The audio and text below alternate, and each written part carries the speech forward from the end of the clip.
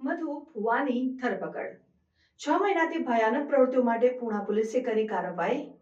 સુરતના પર્વત પાટિયા વિસ્તારમાં રહેતા મધુ ભુવા જે પોતાના ખતરનાક વર્તન અને ભયાનક પ્રવૃત્તિઓ માટે જાણીતા હતા, પૂણા પોલીસે ધરપકડ કરી છે।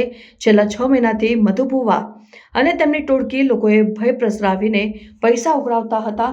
6 મહિના પહેલા મધુ ભુવા અને તેમના સાથીદારો એક વ્યક્તિ ઉપર જીવલેણ હુમલો કર્યો હતો, જેના કારણે પૂણા પોલીસે તેમની સામે હત્યાના પ્રયાસનો ગુનો નોંધ્યો હતો। આ ગુનાની તપાસ દરમિયાન મધુ ભુવા અને તેમની ટોળકી છેલ્લા 6 મહિનાથી નાસ્તા ફરતા હતા, જેનાથી તેમના ધરપકડ મુશ્કેલ બની રહી છે।